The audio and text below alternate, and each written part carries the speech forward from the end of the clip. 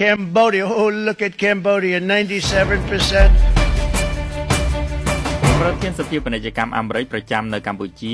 AmCham Cambodia លោក Casey Bennett បានស្នើឲ្យមានការដោះស្រាយបញ្ហាពន្ធថ្មីរបស់អាមេរិកលើកម្ពុជាដើម្បីបញ្ជៀសវិបត្តិសេដ្ឋកិច្ចជ្រាលជ្រៅក្រោយប្រធានាធិបតីអាមេរិកលោក Donald Trump ប្រកាសពន្ធឆ្លើយតបឲ្យស្មើលើបណ្ដាប្រទេសទូទាំងពិភពលោកនៅថ្ងៃប្រហ័សទី3ខែមេសានេះត្រូវនឹងថ្ងៃទី2ខែមេសានៅសហរដ្ឋអាមេរិកអត្រាពន្ធលើកម្ពុជាខ្ពស់រហូតដល់ 49% ដើម្បីជាការឆ្លើយតបទៅនឹងអ្វីដែលរដ្ឋបាលត្រាំបានអះអាងថាកម្ពុជាបានដាក់ពន្ធលើទំនិញរបស់សហរដ្ឋអាមេរិកដល់ទៅ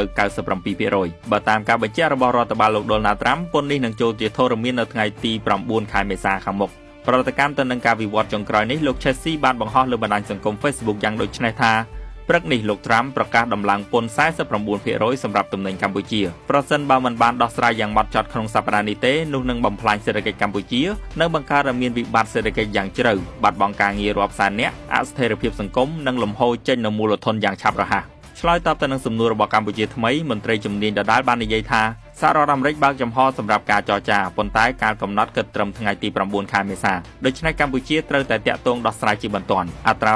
49% នៃពន្ធថ្មីរំពឹងថាជាពន្ធអបបរមាថ្មីលើប្រទេសសម្រាប់ទំនិញគ្រប់មុខប៉ុន្តែមិនរាប់បញ្ចូលពន្ធដែលមានស្រាប់នោះទេលោកបន្តថាមូលហេតុចម្បងដែលអាមេរិកដាក់ពន្ធលើកម្ពុជាគឺដោយសារកម្ពុជាជាប់ចំណាត់ថ្នាក់ទី18ទូទាំងពិភពលោកជាប្រទេសមានអតិរេកពាណិជ្ជកម្មខ្ពស់បំផុតជាមួយនឹងអាមេរិកហើយអាមេរិកយល់ថាអត្រាពន្ធកម្ពុជានិងរបាំងពាណិជ្ជកម្មមានកម្រិតខ្ពស់មិនស្មើភាពបើធៀបទៅនឹងអ្វីដែលអាមេរិកគិតពន្ធលើកម្ពុជាលោក Casey បានបញ្យល់ក្រោមសាររបស់លោកដដាលថាតួលេខ 97% គឺជាពន្ធមធ្យមដែលកម្ពុជាគិតពីអាមេរិកវាប្រហែលមកពីពន្ធលើការនាំចេញរថយន្តថ្មីៗនិងមួយទឹករបស់អាមេរិកមកកម្ពុជាដែលមានអត្រាលើស 100% នៅពេលគណនាជាមធ្យមភាគពួកគេគិតពីបរិមាណទំនិញជាដុល្លារមិនមែនអត្រាមធ្យមតាមប្រភេទផលិតផលនោះទេបន្ថែមលើនេះលោក Casey បានស្នើថាកម្ពុជានាំចូលទំនិញពីសហរដ្ឋអាមេរិកត្រឹមតែ$350 លានប៉ុណ្ណោះដូច្នេះវាមិនខាតច្រើនទេប្រសិនបើរដ្ឋាភិបាលកម្ពុជាអនុញ្ញាតឲ្យទំនិញទាំងអស់របស់អាមេរិកនាំចូលដោយគ្មានពន្ធនិងផ្ដល់អាជ្ញាប័ណ្ណយ៉ាងឆាប់រហ័សដល់អាជីវកម្មរបស់សហរដ្ឋអាមេរិកដូចជា Starlink ជាដើម